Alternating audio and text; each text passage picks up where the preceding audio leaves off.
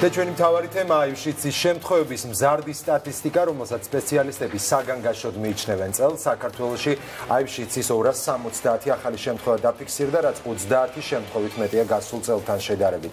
მონაცემებს ინფექციური პათოლოგიის შიდსისა და კლინიკური იმუნოლოგიის ცენტრი აღწერებს.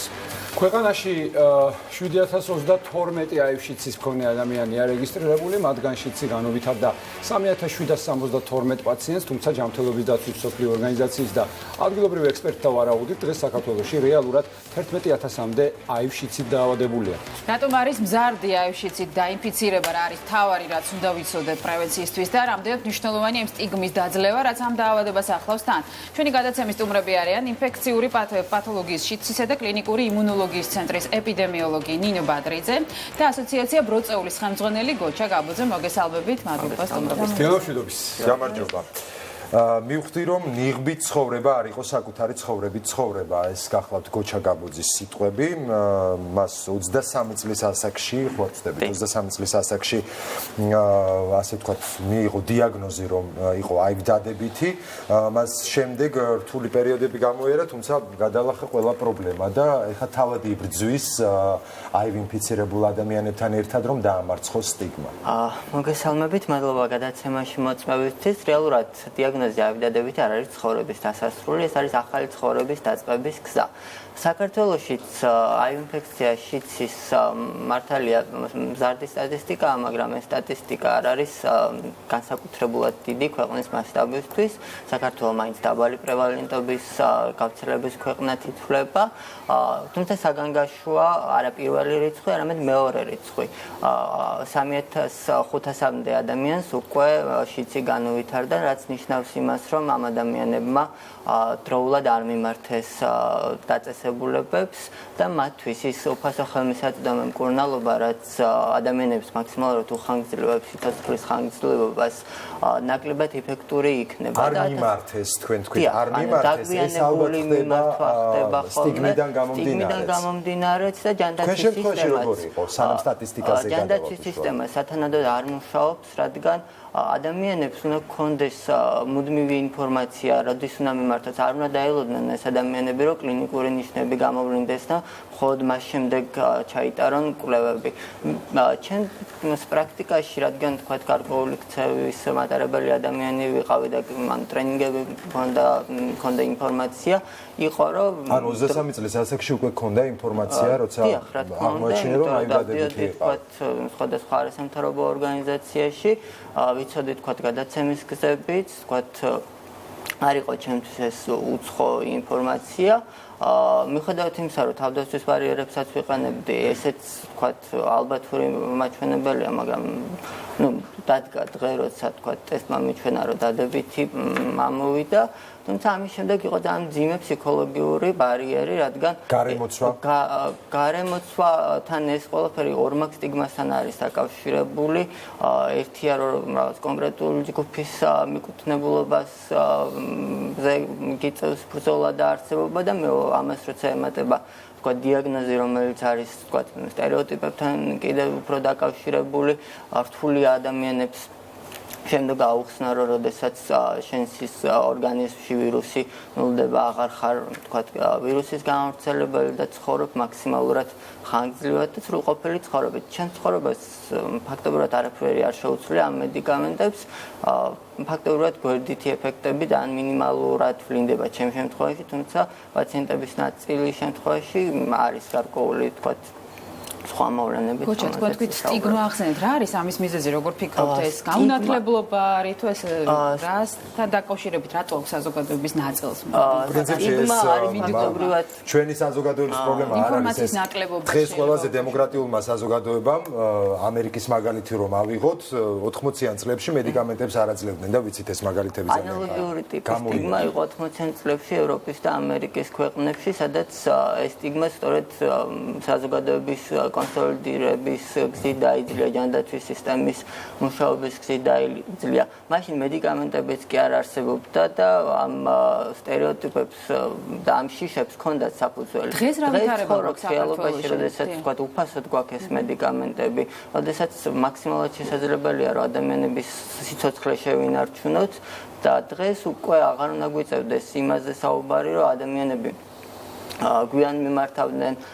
რატო გვიწევს გოჩა ამაზე საუბარი? თქვენ ახსენეთ, რომ ჯანდაცვის სამინისტრო შესაბამისად არახორციელებს ეს საინფორმაციო კამპანიას გულისხმობს თუ რა? პოლიტიკაც უნდა ვითარდებოდეს. მართალია იდგმება გარკვეული, მათ შორის დიდი ნაბიჯებიც, მაგალითად პრეპის მედიკამენტი გახდა ხელმისაწვდომი, რაც საქართველოს ტიპის ქვეყნისთვის ძალიან მნიშვნელოვანი წინგადადგმული ნაბიჯია. თუმცა ეს საინფორმაციო კამპანიების საშუალებითაც უნდა ხორციელდებოდეს და ავადებათა კონტროლის ცენტრი უნდა ახორციელებდეს კამპანიას. ეს არ ეხება მხოლოდ რაღაც გარკვეულ მოწყვლად ჯგუფებს, რომელსაც თქვა სტერეოტიპულად უფრო აიდენტიფიცირებენ ხოლმე ამ დაავადებასთან. ეს ნებისმიერი ადამიანის პრობლემა შეიძლება გახდეს და ნებისმიერი ადამიანს უნდა ქონდეს გარკვეული პრაქტიკა, რომ თქვა წელიწადში ერთხელ, ორ წელიწადში ერთხელ მინიმუმ მაინც თუ ესეთ გარკვეულ რისკს დისპანსერიზაცია გაიაროს ეს ტესტირებები არის როგორც ნერვების, ასევე სისხლის. თქვენთან გადმოვალ შეკითხვით, რა არის მიზეზი ეს მზარდი სტატისტიკის? ხო, ჩვენ გადავხედეთ სტატისტიკას, რომ რაოდენობა იზრდება აივ-ინფიცირებულების, რასთან გვაქვს საქმე? კი, რაოდენობა ნამდვილად იზრდება აივ-ინფიცირებულების და პირველ რიგში გვაქვს საქმე იმასთან, რომ როგორც თქვენ ნახეთ, თვითონ სიუჟეტიდან გამომდინარე, საქართველოში დაახლოებით 11,000 აივ-ინფიცირებული ადამიანი ცხოვრობს და აქედან ოფიციალურად რეგისტრირებული 7,000 გვყავს, რეალურად ცოცხალი და დისპანსერულ აღრიცხვაზე და რომლებიც ნაწილი ქვეყნიდან გავიდა, ნაწილი გარდაიცვალა, ან ამ დაავადებით ან რაიმე სხვა მიზეზით, დაგვჭირდა დაახლოებით 4,500-5,000 ადამიანი. ანუ ფაქტურად ერთი ამდენი ადამიანებზე კიდევ არის გამოუვლენელი. ამიტომ სტატისტიკა რა თქმა უნდა წლიდან წლამდე გაიზრდება იმ ადამიანებმა, რომლებმაც არ იციან რომ თვითონ არიან ინფიცირებულები. ანუ სტატისტიკა ამის ხარჯზე იზრდება. კი, რა თქმა უნდა, თვითონ ეს ადამიანები, რომლებმაც არ იციან ინფიცირებულები, ისინი წარმოადგენენ ინფექციის წყაროს, აინფიცირებენ სხვებს. გარდა ამისა, იგივე ჩვენს და ბევრი სხვადასხვა არასამთავრობო ორგანიზაცია ცდილობს გამოავლინოს ეს ადამიანები, რომლებიც არიან ინფიცირებულები და არ იციან თავისი აივის სტატუსი. საქართველოს 2017 წლის 1 დეკემბერს, ეს არის შიდსის მსოფლიო დღე, მივიღეთ დეკლარაცია, სადაც ამ დეკლარაციას მოვაწერეთ ხელი, სადაც ახლო მომავალში გვინდა აივ ინფექციის ეპიდემია დავამარცხოთ საქართველოში.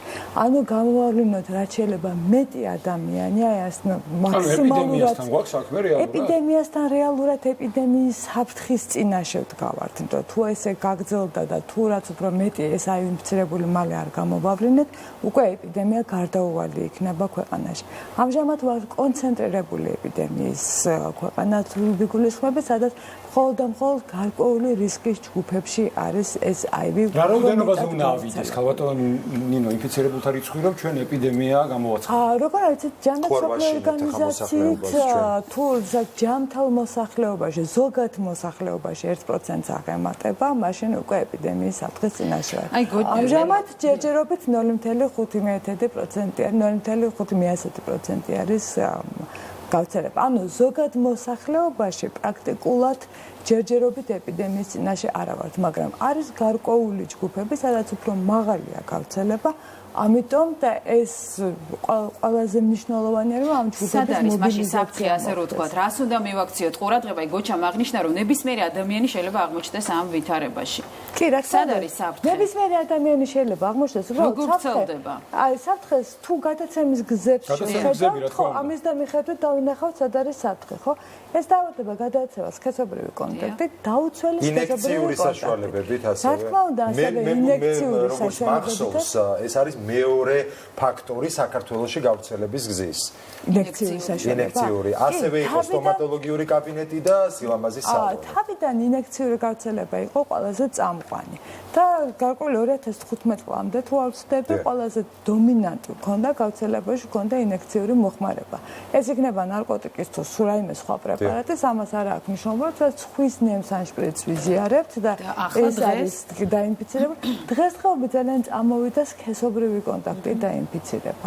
ანუ წინა პლანზე გადმოვიდა სქესობრივი კონტაქტი და ჩვენ თუ მთლიანად აივ-ინფიცირებულების რაოდენობას ავიღებთ, რომლებიც 99 წელს მოვახდინეთ პირველი აივ-ინფიცირებული ადამიანის დიაგნოსტიკა დღემდე, ეხლა უკვე რო შევხედავთ, ხო, უკვე სქესობრივი კონტაქტი დაინფიცირებულები ადამიანების რაოდენობა უფრო მეტია, ვიდრე ინექციური გზით დაინფიცირებულები. სტომატოლოგიური კლინიკები და სალონები, რაზეც ჩვენ არაერთხელ გვილაპარაკია, აქ საფრთხე არ არის დღეს შეგვიძლია. სტომატოლოგიური კლინიკებს რაც შეეხება და სილამაზის სალონებს და ასე შემდეგ, აქ უფრო მეტი საფრთხე სხვა სისხლგზის გადამდები ინფექციებზე არის, როგორც არის ჰეპატიტი, მარტივად გადაეცემა, ვიდრე აივ-ინფექცია. თუმცა რა თქმა უნდა ნებისმიერ შემთხვევაში ყურადღება არ უნდა მოვადუნოთ, როგორც აივი, ასევე ბედაც ჰეპატიტი, სამივე სისხლგზის გადამცემი ინფექცია და თუ ერთის პრევენცია მოვახდინეთ, აი ამ სილამაზის სალონების და სტომატოლოგიური კაბინეტების სწორი დეზინფიცირებით და სტერილიზაციის იქ გამოყენებული ინსტრუმენტების ასევე შესაბამისად არის არანაირი კლინიკა დაუშვათ. პაციენტი ადამიანი გზნობს თავს აბსოლუტურად ჯანმრთელად, აი რას უნდა მიაქციოს მან ყურადღება სანამ გამოვლინდება დაუშვათ ერთ სიმპტომი ან სინდრომი. აი გოჩას შემთხვევაში საინტერესოა თქვენთან როგორ მოხდეს მიხვედრით. სანამ სიმპტომი ან სინდრომი გამოვლინდება, ამას ჩვენ შეიძლება უბრალოდ გოჩა არ დამეთანხმოს რისკის ქცევას უძახით. აი ადამიანისთვის რისკის ქცევა არის მაგალითად თუნდაც იგივე დაუცველი სქესობრივი კონტაქტი მისთვის არარეგულარულ პარტნიორთან, როდესაც არ იცის აი ამ შემთხვევითი სქესობრივი კონტაქტი. ესეც უკვე რისკის ქცევა არის. თუ ადამიანს ახასიათებს გარკვეული რისკის ქცევები და მას რაღაცა გარკვეული პერიოდულობით ეს რისკის ქცევა აქვს, ეს რისკის ქცევა შეიძლება იყოს დაუცველი სქესობრივი კონტაქტი, არ აქვს ამას მნიშვნელობა მამაკაცთან იქნება თუ ქალთან იქნება. გაიკეთა ნარკოტიკი ან რომელიმე სხვა პრეპარატი ინექციურად, ხო? აი ამ შემთხვევაში ყოველთვის ვთხოვთ მას, რომ მომართოს ცენტრს ან რაიმე სხვა არასამთავრობო ორგანიზაციას, რომ ჩაიტაროს ტესტირება. ოღონდ აუცილებელი არის, რომ აი ამ სარისკო ქცევიდან 2 თვე უნდა იყოს მინიმუმ გასული, იმიტომ რომ სისხლში, რასაც ჩვენ ნივთიერებას ანტისხეულებს უწევთ, ამას ვეძებთ, ხო? ეს მხოლოდ 2 თვის შემდეგ, აი ამ სარისკო ქცევიდან 2 თვის შემდეგ. ამიტომ ვთხოვთ ხოლმე, როდესაც კონსულტაციას უტარებთ, ყოველთვის ვეკითხებით, როდის იყო ბოლო სარისკო ქცევა და რამდენად აზრი აქვს ახლა ტესტირების. ერთგვარი პრევენციული მკურნალობაც ხო აქვს, აი სარისკო ქცევის შემდეგ თუ როგორ ბრძანეთ, იმ 2 თვის განმავლობაში როგორც ვიცი მე შეიძლება რაღაც პრეპარატის მიღება, რომელიც ამცირებს ალბათობას და რისკს. კი, უკვე 2 პრევენციული პროგრამა არსებობს, ერთი არის პრეპი, რომელიც გოჩამაბწოჩი ახსენა და მეორე არის პეპს უძახით, ერთი არის ექსპოზიციის წინა პროფილაქტიკა, ხოლო მეორე არის ექსპოზიციის შემდგომი პროფილაქტიკა. რამდენი პროცენტით შეიძლება რომ ამაში ამციროს დაინფიცირება? ძალიან მაღალი პროცენტით შეიძლება შეამციროს ინფიცირება, მაგრამ აქ ერთი მომენტი არის გასათვალისწინებელი. პეპი გამოიყენება, ანუ ექსპოზიციის შემდგომი პროფილაქტიკა გამოიყენება მხოლოდ იმ შემთხვევაში, როდესაც ვიცით, რომ წყარო არის ნამდვილად აივ-ინფიცირებული, მისი ვირუსული დატვირთვა თუ მაღალია, ანუ ის არ იღებს მედიკამენტს და ამ შემთხვევაში არის მაღალი საფრთხე იმისი, რომ პაციენტი შეიძლება დაინფიცირდეს. ის რომ ადამიანი მოვიდეს და თქვას, რომ აი მას გუშინ დაუცველი სქესობრივი კონტაქტი ჰქონდა თუნდაც, მაგრამ არ იცის ამ პიროვნების აივ სტატუსი, ამ შემთხვევაში პეპს ვერ დავნიშნავთ, იმიტომ რომ ამ პრეპარატებსაც გარკვეული თავისი გვერდითი მოვლენები აქვს და ასე ადვილი მისაღები არ არის. პრეპი რაც გვერდითი მოვლენები რაც შეიძლება იყოს, ესეც რომ აუხსნათ მაყურებელს, რომელიც პირობითად იქნება. გვერდითი მოვლენები შეიძლება იყოს გულისრევის შეგრძნება, შეიძლება იყოს უკვე ღებინება განვითარებული, თავის ტკივილი, გაბრუება, ეს ძალიან ინდივიდუალურია გვერდითი მოვლენები. ადამიანს ზოგჯერ საერთოდ არ აქვს, ზოგჯერ იმდენად გამოხატული აქვს, რომ ვიგრობს რომ ეს ხანგრძლივად განსხვავების დროს სიმპტომები საინტერესოა. პეპი აი ექსპოზიციის შემდგომი პროფილაქტიკა ინფიცირებულთან კონტაქტის შემდეგ უნიშნავთ, ესეც ხაზი მინდა გავუსვა, უნდა დაინიშნოს აუცილებლად 72 საათის განმავლობაში, ამის შემდეგ უკვე აზრი არ აქვს ამ ექსპოზიციის შემდგომი პროფილაქტიკის დანიშნას და გრძელდება 1 თვის განმავლობაში.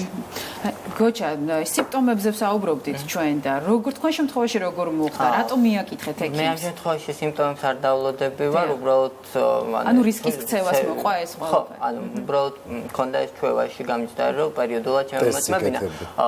მე მინდა კიდევ გავამახვილო, ჩვენი მთავარი გამოწვევა არის სტიგმა და დისკრიმინაცია და ამ სტიგმა და დისკრიმინაციის საბრძოლველად აქცენტი რიცხვებიდან ადამიანებზე უნდა გადავიტანოთ. ამ რიცხვების უკან ადამიანები ვდგავართ, რომელსაც მრავალი გამოწვევა გვაქვს და მათ შორის თქვათ სხვა პროფილის ექიმებთან ხშირად გვექნება პრობლემები. პირადად ჩემთვის სტომატოლოგიურ კლინიკაში მომსახურებაზე უარი ვთქვათ არაპირდაპირ, არამედ სხვა კლინიკაში გადავმისამართები ვართ და ეს არაერთხელ მომხდარა უკვე ბოლო 2 წლის განმავლობაში და ეს ძალიან დიდი ბარიერია. რა ფორმით გეუნებიან ამას?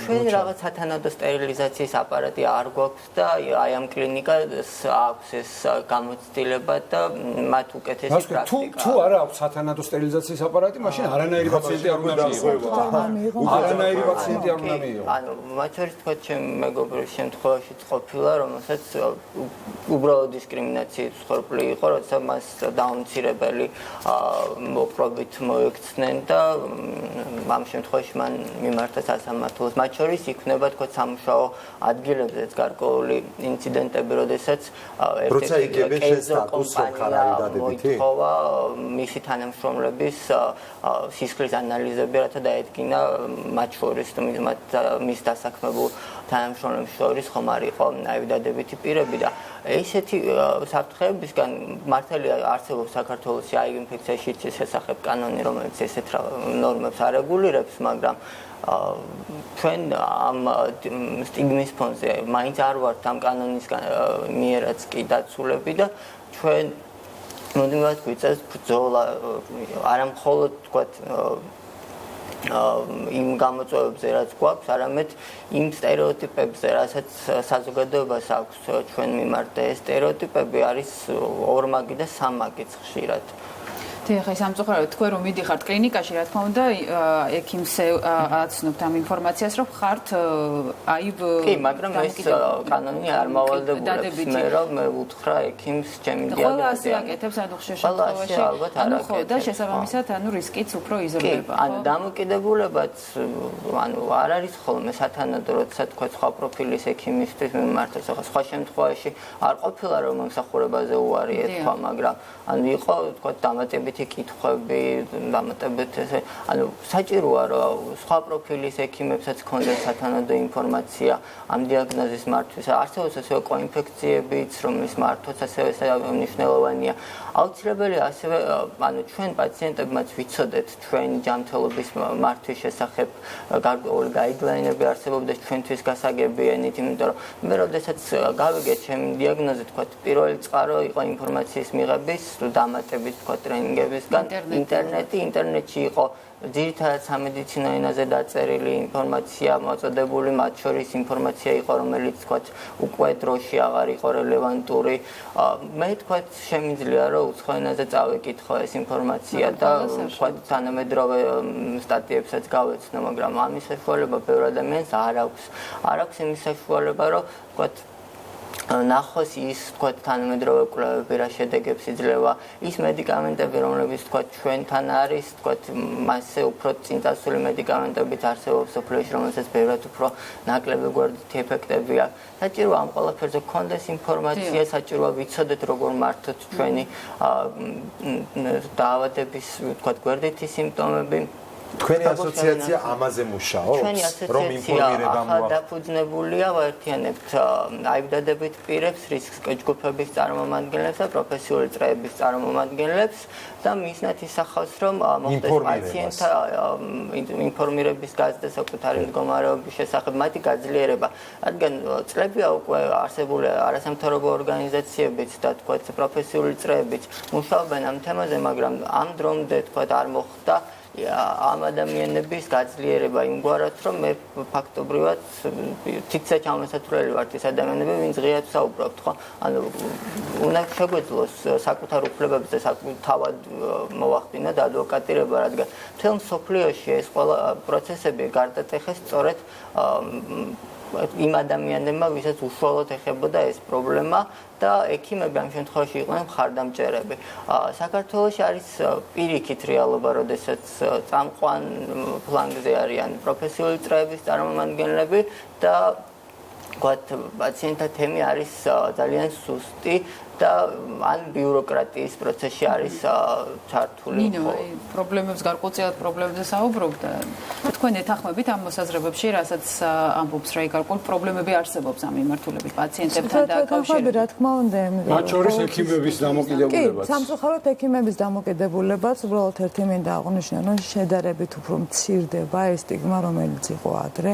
დღეს არიან ჩვენ და საბედნიეროდ უკვე გამოჩნდა მრავალი კლინიკა და სხვადასხვა ექიმები, რომლებიც უკვე უარს აღარ აცხადებენ აინფიცირებული პაციენტის მომსახურებაზე, თუმცა ეს არ არის საკმარისი, იმიტომ რომ არც ერთი ექიმი არ უნდა აცხადებდეს უარს პაციენტის მომსახურებაზე.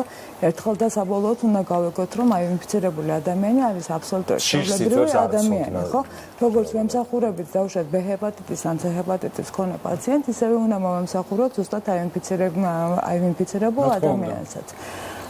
რაც შეეხება თვითონ თემის გაძლიერება, ძალიან მნიშვნელოვანია თემის. ძალიან მოკლედ, იმიტომ რომ მართლა აღარ გვაქვს. თემის გაძლიერება ძალიან მნიშვნელოვანია, იმიტომ რომ თვითონ ექიმები მარტო ვერაფერს ვერ გავხდებით, თუ თემის წარმომადგენლები ჩვენ გვერდზე არ იქნა და თუ მათი ჩვენ ისინი უნდა იყვნენ წამყვანები, როგორც გოჩამ აღნიშნა და ჩვენ უნდა გავყვეთ მათ. ძალიან დიდი მადლობა გოჩა, ძალიან დიდი მადლობა ქალბატონინო სტუმრებისთვის. მე ბოლოს ვიტყვი, რომ ანუ იმის შიშით რომ აღმომაჩნდება და ეს დიაგნოზი დამტკიცდება, სახში არ უნდა დავჩეთ. ეს არის ყველაზე მთავარი და სარისკო ქცევა, ვისაც დროულად აუცილებლად, რა თქმა უნდა, დროული დიაგნოზი ეს არ არის განაჩენი, მე აბსოლუტურად ვეთანხმები გოჩას და ჩემ კოლეგებს კიდე მოგიწოდებთ ყველას, რომ ესეთი ადამიანები მივიღოთ ისე, როგორც ყველა სხვა ადამიანი ჩვენ შორის არაფერი განსხვავება არ არის, ორი აბით მეცვავენ უბრალოდ. ძალიან დიდი მადლობა. დიდი მადლობა. და ყველაზე მთავარი არის ალბათ, რომ ტესტირება გავიკეთოთ და მივხედოთ ისე, როგორც პროფილაქტიკის გატარება არის საჭირო წლის განმავლობაში მინიმუმ ორჯერ მაინც, ასევე შეგიძლიათ მიმართოთ ექიმს და უფასოდ გაიკეთოთ ეს ტესტი, რომ იყოთ უფრო დაცული და დასვეული ამისგან. ძალიან დიდი მადლობა. ახლა შესრულდა 10 საათი.